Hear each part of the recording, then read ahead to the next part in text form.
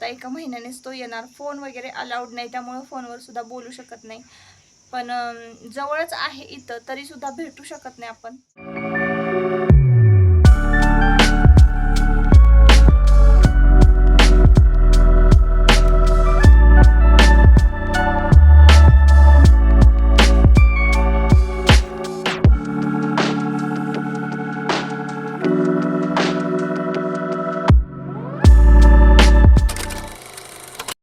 Hello, नमस्कार. मी सुप्रिया. नवीन एका ब्लॉगमध्ये आपलं मनापासून स्वागत करते. तुम्हाला आजचा दिवस सुखाचा, आनंदी आणि आरोग्यदायी जावो. तुम्ही जी काही स्वप्न पाहिली असतील ती सगळी स्वप्न तुमची पूर्ण होत.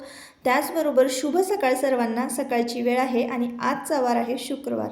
तर 10:30च्या आसपासचं टायमिंग असावं आणि इकडे मी स्वयंपाकाला सुरुवात केलेली आहे. नेहमीप्रमाणे आपली आधीची जी काही क्लिनिंगची, स्वच्छतेची जी काही कामं आहेत ती झालेली आहे आणि सध्या तर कपडे जे आहेत ते हातानेच धुवावे लागत आहेत. मी तुम्हाला मागच्या ब्लॉगमध्ये सांगितलं की मशीन जी आहे तर ती सर्व्हिसिंगला आलेली आहे, वॉशिंग मशीन. त्यामुळं कुठलेही जरी कपडे असले ना तरी हातानेच धुवावे लागत आहेत. अगदी रोजचे सुद्धा कपडे हातानेच धुते. तर 10-10:30 वाजलेले आहेत आणि आत्तापर्यंत घरातली छोटी मोठी कामं जी आहेत ना क्लिनिंगची ती आटपली. कपडे वगैरे धुतली, वाळत घातली आणि आता स्वयंपाकाला सुरुवात केलेली आहे. तर आता सुरुवातीला मी एक मस्त अशी रेसिपी तुमच्याबरोबर शेअर करणार आहे. तर तुम्हाला मी आठवण म्हणून सांगते. आता 2 वर्ष झाली असतील मी आत्ता यूट्यूब चॅनल सुरू करून. हो, 2 वर्ष पूर्ण झाली. तर पहिला मी सुरुवातीला जेव्हा व्हिडिओ अपलोड केला, पहिला व्हिडिओ, तेव्हा मला कुठल्याही प्रकारचं नॉलेज नव्हतं आणि बऱ्याचदा कमेंटसुद्धा येते की ताई तुम्ही तुमची यूट्यूब जर्नी शेअर करा. तर आता ना आपलं पेमेंट जेव्हा येईल ना तेव्हा मी यूट्यूब जर्नी जी आहे तर ती शेअर करणार आहे. तर पेमेंट येईपर्यंत तरी मी थोडं थांबणार आहे. तर थोडंफार एक आठवण मी तुम्हाला त्यातली सांगते. तर आत्ता मी जी काही रेसिपी शेअर करणार आहे ना तुमच्याबरोबर, तर तो पहिल्या ब्लॉगमध्ये म्हणजे पहिल्या व्हिडिओमध्ये मी ही रेसिपी शेअर केलेली होती. तर तर आता आपण करणार आहोत टोमॅटोची चटणी. तर जरा वेगळ्या पद्धतीची आहे. अशा पद्धतीनं चपटा आकारामध्ये बटाटा कट करून घेतलेला आहे. एक 5 ते 6 बघा, 5-6 टोमॅटो असावेत. मोठे मोठे 5-6 टोमॅटो जे आहेत ना ते कट करून घेतलेले आहेत आणि अशा पद्धतीनं ना असं पिळून घ्यायचा टोमॅटो आणि त्यातलं पाणी काढून घ्यायचं बाजूला. मी तर तुम्हाला दाखवलं, पाणी बाजूला काढून घेतलेलं आहे टोमॅटोमधलं. आणि कांदा ना बारीक कट केलेला आहे. एका बाजूला मॅगी शिजत ठेवलेली आहे देवांशला नाश्त्यासाठी. तर कांदा कटरमध्ये ना बारीक कांदा कट करून घेतला आणि 2 चमचे तेल कढईमध्ये घालून कांदा छान भाजून घेतला. कांदा अगदी हलका गुलाबी होईपर्यंत आपल्याला भाजायचा आहे आणि त्यानंतर आपल्याला त्यामध्ये लाल तिखट, हळद आणि मीठ एवढेच पदार्थ, फक्त एवढीच जिन्नसं घालायची आहे. जास्त काही मसाले घालायची गरज नाही. तुम्ही जे काही लाल तिखट घालत असाल ते घाला. थोडीशी हळद आणि मीठ, याच्या व्यतिरिक्त मी यामध्ये काहीही घातलेलं नाही आहे. तर मी जेव्हा हळद लाल मीठ घालत होते ना तेव्हा कॅमेराचं बटन जे आहे ते बंद होतं. नंतर मी ते ऑन केलं. माझ्या लक्षातच आलं नाही की बटन बंद आहे, त्यामुळे तुम्हाला मी ते प्रमाण दाखवू शकले नाही. तर चिमूटभर हळद घालायची, 1 चमचा लाल तिखट घालायचं. तिखट आणि मीठ तुमच्या अंदाजानं तुम्ही घाला आणि त्यानंतर कांद्यामध्ये लाल तिखट, हळद, मीठ छान परतून घेतलं की बटाट्याच्या ज्या फोडी आहेत आपण करून घेतलेल्या, कट करून घेतलेल्या, तर साल काढून चपटा बटाटा कट करून घ्यायचा आणि मग तो छान आपल्याला कांद्यामध्ये परतायचा आहे. कांद्यामध्ये बटाटा परतला की टोमॅटोसुद्धा घालायचं आणि टोमॅटोसुद्धा मिक्स करून घ्यायचा बटाट्यामध्ये. आता टोमॅटो बटाट्यामध्ये मिक्स करून घेतला की एक छोटी वाटी जी आहे तर ती मी भरून साखर घातलेली आहे. छोटी वाटी, चमच्याचं प्रमाण सांगायला गेलं तर 2 ते 3 चमचे तुम्ही साखर यामध्ये घाला. तर आता ही टोमॅटोची जी चटणी केलेली आहे मी, किंवा तुम्ही भाजी म्हणू शकता, टोमॅटो बटाटा भाजी. तर ही भाजी ना तुमच्या दादांना खूप आवडते. ही भाजी जर केली ना तर कुठलीच भाजी म्हणजे पातळ भाजी नसली ना तरीही चालते. मग याच्याबरोबरच तुमचे दादा जे आहे ते भात खातात. टोमॅटोच्या चटणीबरोबर भाकरी, चपाती, भात एकदम मस्त लागतो आणि याची चव ना गोड, आंबट, तिखट अशी लागते ही चटणी. तर एकदा तुम्ही अशा पद्धतीने नक्की ट्राय करून बघा. खूपच साधी सोपी पद्धत आहे. जास्त काही राडा वगैरे घालायची गरज नसते. आणि टोमॅटोची चटणी आपण करतो ना त्यामध्ये ना 2-3 प्रकार आहेत. तर त्यातला हा एक प्रकार आहे. तर बटाटा न घालता पण टोमॅटोची जी चटणी आहे ना ती आपण करू शकतो. ती पण छान लागते, पण ही पण छान लागते. तर असं आहे, त्यातला हा एक प्रकार जो आहे चटणीचा, टोमॅटो चटणी, ती तुमच्याबरोबर मी शेअर केलेली आहे. तर खूप साधी सोपी पद्धत आहे आणि खूप सोप्या सोप्या रेसिपीज मी तुमच्याबरोबर ताईंनो शेअर करत असते. आता ना एक 5 ते 7 मिनटासाठी ना झाकण ठेवून दिलेलं आहे. साखरेला पाणी सुटतं, त्यामुळं पाणी घालायची गरज नाही आहे टोमॅटोच्या चटणीमध्ये. साखरेच्या पाण्यामध्येच आपला बटाटा जो आहे ना तो शिजतो आणि टोमॅटोसुद्धा. आता टोमॅटोमधून निघालेलं जे पाणी आहे, तर ते पाणी ना फेकून न देता काय करायचं, थोडंसं त्यामध्ये मीठ घालायचं आणि ते पाणी पिऊन टाकायचं. काय होतं ना, आता बघा, तुम्ही जर वेगवेगळं स्किनवर तुमच्या जर सर्च केलं की काय लावायचं काय नाही, तर बघा टोमॅटोचे सुद्धा उपाय केले जातात स्किनवर, नाही का. टोमॅटोमध्ये ना ब्लिचिंग प्रॉपर्टी भरपूर आहे. तर ब्लीच वगैरे म्हणजे आपल्या स्किनवरचं टॅनिंग घालवण्यासाठी ना टोमॅटोचा रस जो आहे ना तो आपल्या स्किनवर लावला जातो, चेहऱ्यावर लावला जातो. तर आता हे लावण्यापेक्षा आणि हे सगळं करण्यापेक्षा ना मी विचार केला की ते पोटात गेलेलं बरं. पोटातून जे काही व्हायचं असेल तर ते पोटातूनच आपल्या स्किनपर्यंत पोहोचावं, म्हणून मग मी ते काय तोंडाला वगैरे लावत बसले नाही. आणि असंही मला ना असे काही उपाय करायचे म्हटले ना, घरगुती उपाय, की खूप कंटाळा येतो. मी ते तसं काही करत बसत नाही. जर हा खरंच 80% जर रिझल्ट मिळत असेल एखाद्या उपाय केल्यानं, तरच मी ते उपाय उपाय करते आणि तुमच्याबरोबर सुद्धा शेअर करते. तर असो ताईंनो, एका ताईंनी मला विचारलं होतं की डोळ्याखाली काळे डाग आलेले आहे, डार्क सर्कल आहेत, तर काय करायचं. तर त्याच्यावर पण मी लवकरच उपाय सांगेन. आता माझ्या तरी डोळ्याखाली एवढं काही काळं नाही आहे. खरं तर शक्यतो कुठलेही उपाय करण्यापेक्षा ना पुरेपूर झोप असणं गरजेचं आहे आणि भरपूर पाणी पिणं गरजेचं आहे. आपला दिनक्रम जो आहे तो अगदी व्यवस्थित ठेवायचा. कुठल्याही प्रकारचा स्ट्रेस, टेन्शन घ्यायचं नाही. आपलं दिनक्रम असा असायला हवा की आपल्याला कुठलं टेन्शनच नाही आलं पाहिजे. आपलं शेड्यूल असं असायला हवं की आपल्याला कुठलं टेन्शनच आलं नाही पाहिजे. आणि यानं त्या गोष्टीचं असतंच टेन्शन, पण त्यातूनही मार्ग काढता आला पाहिजे. तर बटाटा शिजलेला आहे, आत्ता छान मिक्स केला. तुम्हाला जर शेंगदाण्याचा कूट त्यामध्ये घालायचा असेल तर घाला, नाही घातला तरीही चालेल. थोडासा 1 चमचाभर शेंगदाण्याचा कूट घातला ना की खूप छान लागते, टेस्टच भारी येते टोमॅटोची चटणीला. तर तुम्ही अशा पद्धतीनं टोमॅटोची चटणी कधीतरी करून बघा, आवर्जून करा. खूप साध्या सोपी रेसिपीज मी तुमच्याबरोबर शेअर करत असते तुमचा वेळ वाचावा यासाठी. आणि मी ज्या काही भाज्या करते ना त्या अगदी शॉर्टकट पद्धतीच्या असतात आणि अतिशय चव देणार असतात, त्याच्यामुळं आवर्जून करून बघा. तर असो ताईंनो, आता ही व्हिडिओ क्लिप जी आहे ना ती 1 मेची व्हिडिओ क्लिप आहे. आयुषदादा निघालेला आहे कॅम्पला, 1 महिनाभराचा कॅम्प आहे. जिथं तो कुस्तीच्या प्रॅक्टिसला जातो ना तिथंच कॅम्प आहे 1 महिनाभराचा. आणि महिनाभरासाठी ना तो निघालेला आहे. तर महिनाभरासाठी तो निघालेला आहे ना, तर तो खुश आहे. पण आपल्याला असं म्हणजे मला तरी नको वाटत होतं त्याला पाठवायला, कारण आत्ता तो 7वीला म्हणजे आता 8वीला जाईल तो. पण 8वी नंतर आपण मुलं की नाही, एक 10वी नंतर आपण मुलं बाहेर ठेवू शकतो. पण तो त्याच्या मानानं म्हणजे त्याच्या वय त्याचं लहान आहे असं मला वाटतं की लांब ठेवायला घरापासून. पण महिनाभरासाठी तो निघालेला आहे. तर कसं होतं ना, त्याला पण असं घरात बसून बसून कंटाळा येतो. आणि आता उन्हाळ्याचे दिवस आहेत तर करणार तरी काय. आणि त्याला माहिती होतं की मी त्याला क्रिकेटला कुठं पाठवणार नाही खेळायला, त्यामुळं तो खुश होता महिनाभरासाठी. आता तिथं गेल्यानंतर तिथं पण बऱ्याचशा प्रॅक्टिस ॲक्टिव्हिटीज त्याच्या घेतल्या जाणार आहेत. त्यांना अगदी 4 वाजता उठवण्यापासून प्रॅक्टिस, पळायला, हॉर्स रायडिंग वगैरे अशा बऱ्याच ॲक्टिव्हिटी तिथं आहे. त्याला तिथं चांगली शिस्त लागेल.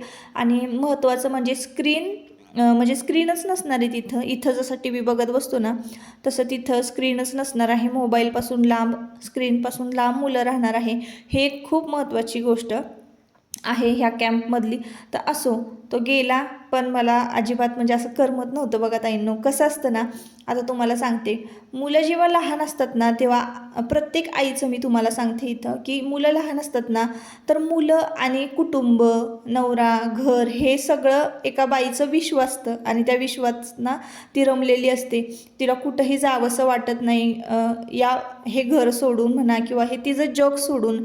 आणि जेव्हा मुलं मोठी होतात, मुलांना बाहेर जावंसं वाटतं, मित्रांमध्ये जावंसं वाटतं, बाहेरचं जग बघावंसं वाटतं. आणि जेव्हा पिल्लं घरटं सोडतात आणि बाहेर झेप घेतात ना बाहेरचं जग बघण्यासाठी, तर तेव्हा एका एक जी आई घरामध्ये असते ना, तर तिला तिच्या मनाला खूप वाईट वाटत असतं. कारण घर जे आहे ना, ते हळूहळू मोकळं होतं. घरटं जे आहे ते हळूहळू मोकळं होतं. घरट्यातला जो किलबिलाट आहे ना, तो शांत होतो. तर ते दिवस जे असतात ना, की मुलं लहान असतात, का त्यांना काजळ पावडर टिकली करायची आणि अख्खा अख्खा दिवस आपण त्यांच्यातच म्हणजे तेच आपलं विश्व, आपण त्यांच्यातच रमलेलो असतो. त्यांना खीर पाजा, गुटी पाजा, मोठं करा. मोठं झाल्यानंतर त्यांना शाळेत ॲडमिशन घ्या, डबे द्या. ह्यातच तिचं आयुष्य जे काही आहे ते जातं आणि मग नंतर नंतर मुलं मोठी होतात आणि असं घर सोडून जातात ना, त्यावेळेला मग म्हणजे ती परत येणार असतातच.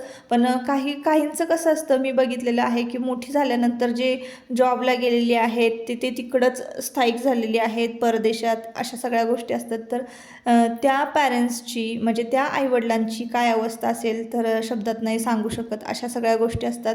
तर यावेळेला आपण काय करायचं, आता ह्या सगळ्या गोष्टी अशा आहेत तर त्या स्वीकारायला शिकायच्या.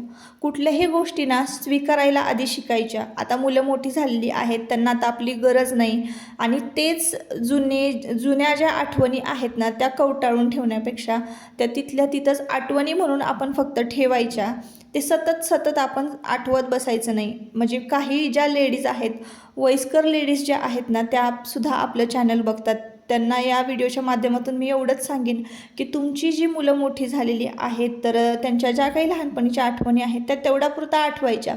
आणि जो काही वेळ आपल्याला जो मिळणार आहे आता इथून पुढं, तर तो अगदी आनंदाने घालवायचा. म्हणजे आपण संसार करत असताना जे काही आपण काटकसर केलेली आहे, जे काही छंद आपले जे होते, आपल्याला वेळ मिळत नव्हता या सगळ्या गोष्टींकडं, मुलांकडं लक्ष देता देता, तर जे काही छंद आपले राहिलेले असतील शिल्लक, जे काही आपल्याला आता असं करावंसं वाटतंय, काहीतरी शिकावंसं वाटतंय, तर ह्या सगळ्या गोष्टी आहे ना, तर ते ह्या वयामध्ये किंवा ह्या पिरियडमध्ये शिकायच्या, करायच्या. आणि आयुष्यामध्ये येणारा जो बदल आहे ना, तो आनंदाने स्वीकारायचा. तर अक्षय तृतीयेचा जो व्लॉग मी तुमच्याबरोबर शेअर केला, तर त्या दिवशी ना रात्री खूप उशीर झाला होता. मी मार्केटमधून आले होते तेव्हा, बाजारातून. तर याच्या वर्गामध्ये ना माझ्या चुलत बहिणीची मुलगी आहे अक्षया, तर तिच्या वाढदिवसाला आम्ही गेलो होतो ना, तिकडनं येताना रात्री 9:30 वाजले. मग त्यामुळं ना मी त्या ब्लॉगमध्ये तुम्हाला अक्षय तृतीयेची खरेदी जी काही केलेली आहे ती दाखवली नाही, या ब्लॉगमध्ये दाखवते. तर खूप उशीर झाला होता आणि तोवर तो ब्लॉग जो आहे तो एडिट पण झाला होता. तर म्हटलं चला आजच्या ब्लॉगमध्ये तुम्हाला दाखवते खरेदी काय केलेली आहे. आणि 1 तारखेला ना आयुषदादा गेलेला आहे कॅम्पला. 1 महिन्याचा त्यांचा कॅम्प आहे. त्या कॅम्पमध्ये त्यांना हॉर्स रायडिंग, स्विमिंग आणि अजून इतर काही गोष्टी शिकवणार आहेत. तर 1 महिन्याचा कॅम्प आहे. आता 1 महिन्याशिवाय तो येणार नाही आणि स्क्रीन अलाउड नाही तिथं, मोबाईल, टी व्ही वगैरे काही नाही. कुस्तीची प्रॅक्टिस घेतली जाते. खाणं आणि आराम वगैरे जे काय आहे त्याचा म्हणजे तो सगळं त्यांचं ठरलेलं असतो दिनक्रम. तर खूप छान शेड्यूल आहे आयुषदादाचं, पण आम्हालाच करमत नाही, घरामध्ये तो नाही येतं कारण अच्छा. तर त्याची आणि ह्याची भांडणं सारखी असतात ना, तर ते जरा शांत शांत वाटायला लागलेलं आहे घरातला एखादा जरी व्यक्ती असा कुठे गेला ना, गावी गेला किंवा कुठं गेला ना, तर अजिबात करमत नाही घरामध्ये. तर असं आता 1 महिन्यानेच तो येणार. फोन वगैरे अलाउड नाही, त्यामुळं फोनवर सुद्धा बोलू शकत नाही. पण जवळच आहे इथं, तरीसुद्धा भेटू शकत नाही आपण. भेटायचं असेल तर फक्त लांबनंच भेटायचं, बोलायचं नाही, असं आहे. तर तो तर रमलाय तिथं, तो तर खेळतोय, तो तर अजिबात आठवण म्हणजे काढत नाही. पण आपल्याला कसं घर असं आवाज, किलबिल असं सारखं घरामध्येच सगळं त्या गोष्टींची सवय झालेली असते आपल्याला. त्यामुळं असं शांत शांत जर घर असेल ना, तर अजिबात म्हणजे नको वाटतं. तर आता इथं बाहेर बसलेली आहे, कामं वगैरे झाली घरातली. तर चला मग म्हटलं आता व्हिडिओचा एंडसुद्धा करूया आणि तुम्हाला मी काय खरेदी केलेलं आहे ते सुद्धा तर ताईंनो, आपल्यासारखे मध्यमवर्गीय लोक ना काय घेणार. आता सोन्याचा जो भाव आहे तो लाखापर्यंत पोहोचलेला आहे आणि आपल्यासारखे मध्यमवर्गीय लोक जे आहेत ना, तर रोजचा घरातला खर्च, किराणा माल हे सगळं भागवतच आपल्याला नको होतं. त्यात मुलांची शिक्षणं आहेत, मुलांच्या भरमसाठ फी आहेत, तर हे सगळं भागवतच नको होतं. तर असं खरेदी करायला कधीही म्हणजे असं मिळत नाही. पण त्यातल्या त्यात बघा, एक छोटीशी वस्तू मी घेतलेली आहे देवासाठी. आणि दर अक्षय तृतीयेला आहे ना मी काही ना काहीतरी घेते. तर मागच्या अक्षय तृतीयेला ना मी उंबरठ्यावर चांदीची पाऊल पावलं घेतली होती ना, तर या अक्षय तृतीयाला ना मी एक छोटंसं डोरलं केलेलं आहे. अगदी छोटंसं डोरलं आहे आणि त्याची डिझाईन तुम्ही बघू शकता. अगदी छान छोट्याशा शिंपल्यासारखी डिझाईन आहे. एक छोटंसं शिंपलं कसं असतं तशी त्याची डिझाईन आहे. आणि हे डोरलं ना मी देवघरातल्या महालक्ष्मी देवीच्या मूर्तीसाठी घेतलेलं आहे. देवी महालक्ष्मींना मी हे डोरलं घालणार आहे. तर असंच मी रील बघत होते. रील्समध्ये एका बघितलं तर एक महालक्ष्मीची मूर्ती होती आणि त्या महालक्ष्मीच्या मूर्तीच्या गळ्यामध्ये ना एक छोटंसं डोरलं होतं. तर विचार केला की आपल्या पण देवघरामध्ये एक महालक्ष्मीची मूर्ती आहे, तर त्या मूर्तीला पण आपण एक छोटंसं सोन्याचं जे डोरलं आहे ते घेऊया. तर हे डोरलं ना बघा 240 मिलीचं हे डोरलं आहे आणि ते मला 2100 का 2200 रुपयाला मला हे बसलेलं आहे असं सांगितलं. पण मी आमच्या सोनार ओळखीचे असल्यामुळं मी थोडेसे कमी पैसे दिले त्यांना. तर असं आणि हे इतकं सुंदर डोरलं आहे ना ते खूप मस्त आहे. तर म्हटलं चला आता घरच्या घरी ना आपण ओवूनसुद्धा घेऊया. तर हा जो डबा आहे ना जर्मलचा, तर सहजासहजी बघा आता डबे असे बघायला मिळत नाही छोटे जर्मलचे. तर हा ना डबा माझ्या आजी सासूचा आहे आणि त्यामध्ये ना मी हे सगळे असे मणी वगैरे क्रिस्टलचे मणी, जे काही आपण पोत ववतो ना त्याचं जे काही साहित्य आहे ते या डब्यामध्ये भरून ठेवलेलं आहे. आणि ही जी रील आहे ना पोत ववायची, तर तो धागा सेपरेट वेगळा असतो. तर माझी जी पोत आहे गळ्यातली ना, तर ती मी घरीच ओवते ना, त्यासाठी मी हे सगळं साहित्य जे आहे तर ते डब्यामध्ये भरून ठेवत असते. हा डबा माझ्याकडेच म्हणजे जवळच असतो. मी असं बाहेरून कधीही विकत पोत जी आहे ती घडवून घेत नाही. म्हणजे आपलं गळ्यातलं जे मंगळसूत्र आहे ना ते मी कधीही बाहेरून घडवून घेत नाही. मी स्वतःच घरी बनवते, ओवते. तर आता देवीला पण मी हे मंगळसूत्र जे आहे ते ओवते. तर बघा हे बारीक बारीक जे मणी आहेत ना, काळे मणी मंगळसूत्रातले, ते ओवून घेतलेले आहेत. आणि एक छोटंसं जे डोरलं आहे तर ते मध्ये मी ओवून घेतलेलं आहे. तर आता मी माप घेतलं होतं, त्या मापाप्रमाणे आता देवीची कशी मूर्ती लहान आहे, जी देवघरामध्ये आहे ना ती मूर्ती लहान आहे, तर अजून लहान पाहिजे होतं खरं तर. आता देवीला घातल्यानंतर ना मी तुम्हाला फायनल लुकसुद्धा दाखवते. तर कसं दिसतंय कसं नाही. तर आता हे काळ्या मण्यांमध्ये घातलेलं आहे ना सोन्याचं डोरलं, म्हणजे एकदम पिवळं धम्म, ते छान दिसतंय, खूप छान दिसतंय आणि घातल्यानंतर तर खूप सुंदर दिसणार आहे. तर बघा हे असं ओवून तयार झालेलं आहे. आता पाठीमागे आपल्याला त्याला गाठ मारायची राहिलेली आहे. आणि बघा हे असं मंगळसूत्र जे आहे ते असं तयार झालेलं आहे. तर तुम्ही तुमच्या मोबाईलचा थोडासा ब्राईटनेस वाढवा आणि बघा, मग तुम्हाला ते लगेचच कळेल की ते कसं आहे आणि डोरल्याची डिझाईन पण दिसेल. तर महालक्ष्मी देवीला हे मंगळसूत्र घातलेलं आहे आणि देवघरामध्ये ना इतकं छान खरंच दिसत होती ना देवी ची जी मूर्ती आहे ना, खरंच मस्त दिसत होती, खूप भारी वाटत होतं. तर असं काही ना काहीतरी करायला मला भारी आवडतं. तर देवासाठी खरेदी केलेली आहे आणि ती आता काही देवाची आपण काही मोडत नाही, काही नाही. अशा सगळ्या गोष्टी ज्या आहेत त्या कायमस्वरूपी आपल्या देवघरामध्ये असतात आणि राहतात. तर बघा हे जुळं फूल जे आहे ना ते आज मला म्हणजे दिसलेलं आहे. मी तर पहिल्यांदाच बघितलं हे असं जास्वंदीचं जुळं फूल. तर म्हटलं चला तुम्हाला दाखवावं. सकाळी पूजा करताना विठू रुक्मिणीला हे फूल अर्पण केलेलं होतं, खूप छान दिसत होतं. तर फायनली मूर्तीचा लुक मी तुम्हाला दाखवते, खूप जवळून झूम करून दाखवलेलं आहे. तुम्ही सुद्धा कमेंट करून सांगा महालक्ष्मी देवीच्या गळ्यामध्ये हे डोरलं कसं दिसतंय, छान दिसतंय का, मला नक्की कमेंट करून सांगा. मला तर खूप आवडलं आणि खरंच खूप भारी वाटतं.